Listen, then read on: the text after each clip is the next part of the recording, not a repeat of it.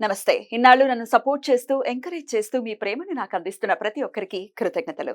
అలాగే ఈ వీడియో కూడా ఖచ్చితంగా మీకు ఉపయోగపడుతుంది. లైక్, షేర్ అండ్ సబ్స్క్రైబ్ చేసి మీ సపోర్ట్‌ని నాకు అందించండి. అలాగే ఈ వీడియో పట్ల మీకున్న అభిప్రాయాన్ని కామెంట్ సెక్షన్‌లో కామెంట్ చేసి తెలియజేయండి.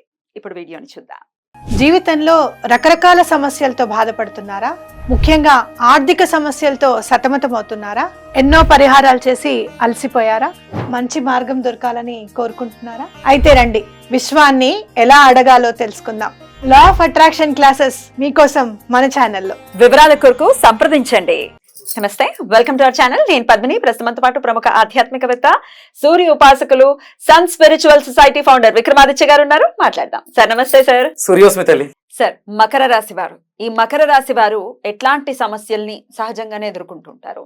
ఈ సమస్యల నుంచి అధిగమించడం కోసం ద్వాదశ జ్యోతిర్లింగాల గురించి మీరు చెప్తూ ఉన్నారు. ప్రత్యేకించి మకర రాశి వారు ఏ జ్యోతిర్లింగాన్ని దర్శించాలి ఒకసారి మీరు? తప్పకుండా అంటే మనకి మకరం అనగానే కాలపురుష చక్రంలో దశమస్థానం, కర్మస్థానం. కానీ జ్యోతిర్లింగాల్లోకి వస్తులోకి అంటే ఆ ప్రయాణాన్ని అనుసరిస్తూ ఇది 6వ జ్యోతిర్లింగంగా చెప్పబడుతూ ఉంటుంది. 6వ జ్యోతిర్లింగంగా చెప్పబడుతుంది. కాకపోతే ఇది అంటే కొన్ని సింబాలిజంగా మనకి ఎలా కలిసినవంటే, అక్కడ ఎత్తైన కొండల మధ్యలో కిందకి లోయలో ఉంటూ మన సహజంగా దేవాలయాలన్నీ కూడా కొండల మీద పైన ఉంటాయి. కానీ ఇది కొంచెం నిగూఢంగా ఉంటుంది, కిందకు ఉంటుంది, లోయలో ఉంటున్నట్టు ఉంటుంది. అక్కడ ప్రధానంగా నలుపుకి ఎక్కువగా అంటే ఆ గిరులన్నీ కూడా నల్లటి గిరులు. మరి శనేశ్వరుల వారిది కదా మకర రాశి. అదే అంటే ఆ సింబాలిజం చెప్పబడి ఉండడం. ఎస్, ఇది కరెక్ట్. అంటే ఎవరైతే మనకు అనుసంధానంగా వీటిని నా దగ్గర పంపించడం జరిగింది, నేను గర్వంగా ఫీల్ అవుతాను. దీని గురించి మనం మాట్లాడి ఈ ఒక నెల రోజుల్లో ఈ యాత్ర చేస్తున్న వాళ్ళు నాకు ఫోన్ చేసి చెప్పడం, నేను ఫేస్బుక్లో చూడటం. ఆయన ఎవరో సైకిల్ మీద జ్యోతిర్లింగ యాత్ర చేయడం, సైకిల్ మీద తెలుగు వాడై ఉండి. అలాగే ఒక ఆయన, నేను జ్యోతిర్లింగ యాత్రకి వెళ్తున్నాను, 20 రోజుల్లో దీన్ని ఫినిష్ చేద్దాం, ఇవి చెప్పడం. నిజంగా అంటే నేను వెళ్తున్న దారికి, అంటే మనం ఏదైతే ఒక ప్రయత్నం చేస్తుంటాం దానికి అనుసంధానంగా ఏదైనా నేచర్ సింబాలిజంగా చెప్తూ ఉంటుంది. ఎస్, అంటే రైట్ పాత్రలో ఉన్నాం. ఒక అవసరమైన టైంలో జనాలకి దీనికి అందిస్తున్నాం. దీని నుంచి మనం లబ్ధిని పొందుతాం, అంటే పుణ్యాన్ని ఆర్జిస్తాం. మీకు ఇవ్వడం ద్వారా పొందడం అనేది, ప్రచారం చేయడం అనేది, ధర్మం ప్రచారం చేయడం అనేది. Yes, right. ఇక్కడ మన ఇది కర్మస్థానం. ఈ కర్మని నాతో శనేశ్వరుల వారు చేయిస్తున్నారు. డెఫినెట్లీ ఆయన వల్లనే సాధ్యం. రైట్. ఇంకా ఇప్పుడు ఆయన మనకి ఏదైతే చేస్తామో కర్మాధిపతి, లాభాధిపతి కూడా శని. కుంభం కూడా అయిందే కదా, అయిందే. నాకు ఆయన లాభం ఇచ్చే స్థితిలో ఉన్నారు. కంపల్సరీ నేను సత్కర్మలు ఆచరించాలి. అండ్ ఆయన డెఫినెట్ గా చాలా సంతోషిస్తాడు. ఎందుకంటే ఆయన తండ్రి గారు అంటే చాలా ఇష్టం కదా, విపరీతమైన ఇష్టం అని వింటూ ఉంటాం పురాణాల్లో. ఇప్పుడు మనకి జ్యోతిష్ శాస్త్రంలో శనికి రవికి పడదు అని చెప్తారు. తూర్పు పడమర కలవవు కదా, ఇది వెలుతురు, అది చీకటి. అంతే తప్ప అంటే కలవవు, దిక్కులు కలవవు తప్ప తండ్రి కొడుకుల మధ్య వైరం ఉంది, వాళ్ళిద్దరికి పడదు. Different energies. ఈయన కూల్ గా ఉంటాడు, ఆయన హాట్ గా ఉంటాడు. కాబట్టి ఆ రెండిట్లని మనం అనుసంధానం చేసుకుంటూ, అంటే మన ప్రవర్తనలో కర్మ సాక్ష్యమో సూర్యుడు, కర్మ కారకుడేమో శనిశ్చరుడు. అద్భుతం కదా. ఈయన పంచమాన్ని ప్రేమనిస్తూ ఉంటాడు. అంటే మనం ఆయన యొక్క అనుగ్రహాన్ని పొందాలంటే మనం సూర్య భగవాను నుండి ఆరాధించాలి. సూర్యోదయానికి పూర్వమే నిద్ర లేవాలి. ఇవన్నీ కూడా మనకి కర్మలు.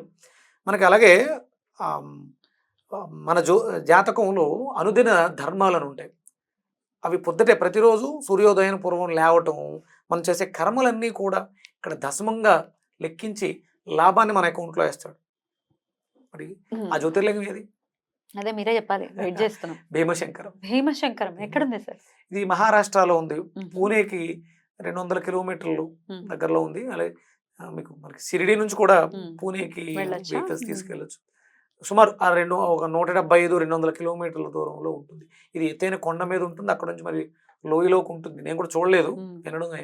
అది చాగంటి కోటేశ్వరరావు గారి నోటి ద్వారా దాని గురించి మనం విన్నప్పుడు, కుంభకర్ణుడికి కొడుకు, అంటే అక్కడ ఆవిడ ఆ కొండ మీద దీక్ష చేస్తూ ఉన్నప్పుడు అక్కడికి కుంభకర్ణుల వారు వెళ్ళడంతో వాళ్ళిద్దరి మధ్య జరిగినటువంటి గాంధర్వ వివాహానికి ప్రతీకగా ఆయన పుట్టడం భీమశంకరుడు. తర్వాత ఆయన శత్రుత్వాన్ని పెంచుకుని అంటే నా తల్లి జీవితం ఇలా ఎందుకు అయిపోయింది, అంటే కొడుకు చాలా బలవంతుడు అవ్వాలి అంటే అది రాక్షసి జాతి, ఇద్దరు రాక్షసులు ఉంటే రాముల వారు అరణ్యవాసం చేసే సమయంలో భర్తను సంహరిస్తారు, ఇప్పుడు ఒక్కరితే ఉంటుంది. ఆ కోపంతో ఒక్కరితే అక్కడ ఆ లోయలో ఆ పర్వతం మీద ఉంటే ఈ విషయం కుంభకర్ణుడికి తెలుస్తుంది. ఇక్కడ ఒక ఆవిడ ఇలా ఉందని చెప్పేసి, ఏంటమ్మా నీ బాధ అని చెప్పేసి ఆవిడ కుంభకర్ణుడు వస్తే కుంభకర్ణుడికి ఆవిడకి పుట్టినటువంటి బిడ్డ, పుట్టే బిడ్డ అంటే ఆవిడకి రాముడి మీద ద్వేషం ఉంది ఆ రాక్షసికి. అలాగే ఇక్కడ తిను ఒంటరిగా ఉన్నావు, వైధవ్యంతో ఉన్నావు కదా, నువ్వు యవ్వనంలో కూడా ఉన్నావు అని చెప్పేసి ఆవిడ మీద బలాత్కారం చేస్తాడు కుంభకర్ణుడు కథలు. ఆవిడ ఏమనుకుంటుందంటే కుంభకర్ణుడి మీద కోపంతో కాకుండా పుట్టేవాడు చాలా బలవంతుడు అవ్వాలి, భీముడు అంతటి బలం కలగాలి అని చెప్పేసి కోరుకోవడంతో ఆవిడకు ఒక పుత్రుడు కలగటం, వాడి పేరు భీముడు భీముడు భీముడు అని పెంచడం, బలవంతుడు అని చెప్పేసి పెంచడం జరుగుతుంది. ఆ బిడ్డ అడుగుతాడు అనమాట తల్లిని, అమ్మాయి ఎప్పుడు మనం ఇద్దరమే ఉంటున్నాం, నాన్నగారు కనపడరేంటి? శ్రీ మహావిష్ణువు అంటే రాముల వారే కదా భీము చంపేశారు కుంభకర్ణుడు కూడా రాముల వారే సంహారం చేశారు. ఇటు తన భర్తని ఇటు ఈయన కూడా సంహారం చేశాడు. అంటే శ్రీ మహావిష్ణువు ఇప్పుడు శ్రీ మహావిష్ణువు రూపంలో ఉన్నాడు రాముడు వారు అని చెప్పేసి, నువ్వు మన నాన్నగారిని శ్రీ మహావిష్ణువు సంహరించాడు కాబట్టి నువ్వు శ్రీ మహావిష్ణువుని సంహరించాలి అని కొడుకులో ఇదిని పెంచుద్దాం, విద్వేషాన్ని. ఇక్కడ విష్ణు ఎక్కడ అని చెప్పేసి ముల్లోకాలు వెతికేస్తుంటాడు. విష్ణు ఎక్కడ ఉంటాడు? వ్యాప్తి చెంది విశ్వం అంతా ఉన్నాడు, తనలో కూడా ఉన్నాడు విష్ణు. దాన్ని సంహరించాలని చూస్తుంటే ఎవరైతే భగవంతుడి పాదాలు పట్టుకుని ఆశ్రయిస్తారో వాళ్ళందరినీ సంహరించేస్తూ ఉంటాడు. అలా ఒక సుదీక్షణ మహారాజుని తీసుకొచ్చి జైల్లో పెడతారు, భక్తుడు అని చెప్పేసి. ఆయన పార్థివలింగాలకి ప్రతినిత్యం అభిషేకం చేస్తూ ఉంటారు కాబట్టి ఆయన వచ్చి అంటే ఇప్పుడు ఈయన చంపాలనుకుంది విష్ణువు, అక్కడ చేసేదేమో శివార్చన, ఈయన కాదు కదా. ఈయన సంహరిందామని చేసుకో టైంలో ఆయన వేడుకుంటాడు పరమేశ్వరుని, స్వామి ఈ దుర్మార్గుడిని సంహరించు. అంటే మనం చెప్పుకోవాలంటే చాలా పెద్ద కథ అవుతుంది. అంటే ఆ భీమేశ్వరాలయం ఎలా వచ్చింది అనడానికి మనం ప్రతిగా అప్పుడు ఆ స్వామి వచ్చి ఈ భీమేశ్వరుని సంహరిస్తారు. తల్లి కోరుకుంటుంది, స్వామి తప్పు క్షమించు, ఇది పరిస్థితి అని కోరుకుంటే, ఇది ద్వాదశ జ్యోతిర్లింగాల్లో ఒక అద్భుతమైనటువంటి దివ్య క్షేత్రం అవ్వాలి, నా కొడుకు పేరు చిరస్థాయిగా నిలిచిపోవాలన్నప్పుడు వరాన్ని ఇస్తాడు, ఈశ్వరుడే వరాన్ని ఇచ్చాడు. అద్భుతం అద్భుతం. వరాన్ని ఇచ్చి ఆయన పేరు మీద ఆ జ్యోతిర్లింగంగా ఇప్పటికీ విరాజిల్లుతున్నారు ఈశ్వరుడు. అద్భుతం సార్. సో అక్కడికి ఖచ్చితంగా మకర రాశి వారు దర్శనం చేసుకోవాలి. మనకు దశమస్థానం ఏదైతే ఉందో అది కర్మస్థానం కాబట్టి మనం అక్కడికి వెళ్ళడం ద్వారా ఒకవేళ మనం తెలిసి తెలియక చేసినటువంటి కర్మలు అంటే మనం చిన్న చిన్న కర్మలు అనుకోకుండా చిన్న చిన్న మరణాలు జరుగుతుంటాయి, వాటికి మనం ఇక్కడ ప్రక్షాళన చేసుకోవచ్చు ఆ క్షేత్రానికి వెళ్ళడం ద్వారా. అంటే మన ద్వారా కార్ డ్రైవ్ చేయడమనో అసలు నిత్యం కూడా జరుగుతూనే ఉంటుంది. వాటిలన్నిటికీ కూడా అద్భుతమైనటువంటి పరిష్కారం ఇక్కడ లభిస్తుంది.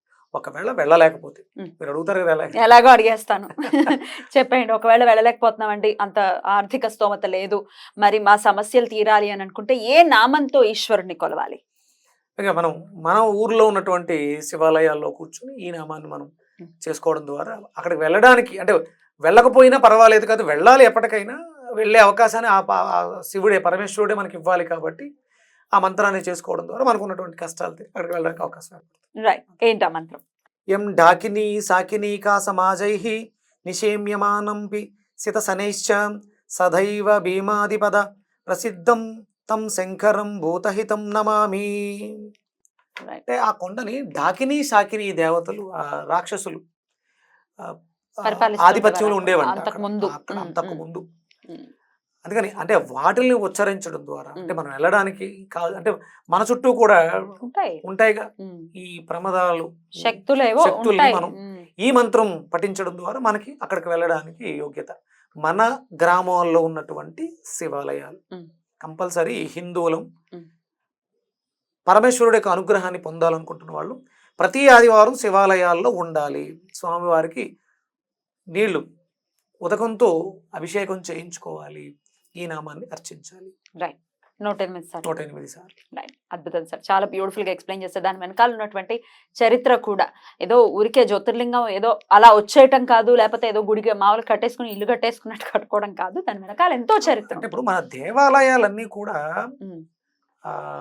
కాస్మాలజీని అనుసంధానం చేసుకుంటూ మ్యాథమెటికల్ కాలిక్యులేషన్స్ తో కట్టిన ఉంటాయి. దేవాలయాలు. ఉంటాయి. ఎక్కడ పడితే అక్కడ మన ఊళ్ళలో కూడా దేవాలయాలు నిర్మించేస్తాం. ఉమ్. ఆగమ శాస్త్రాన్ని అనుసరించి కట్టిన దేవాలయాలు మాత్రమే. ఉమ్. ఇది శక్తి ఉంటుంది శక్తి. అక్కడ. కాస్మిక్ ఎనర్జీ రావాలి అంటే ఆ మ్యాథమెటిక్ కాలిక్యులేషన్స్. సార్ ఇక నెక్స్ట్ ఎపిసోడ్ లో కుంభరాశి వారు ఏ జ్యోతిర్లింగాన్ని దర్శించుకోవాలి, ఎందుకు దర్శించుకోవాలి అనే విషయాన్ని తెలుసుకుందాం. Thank you so very much sir. Suryasmita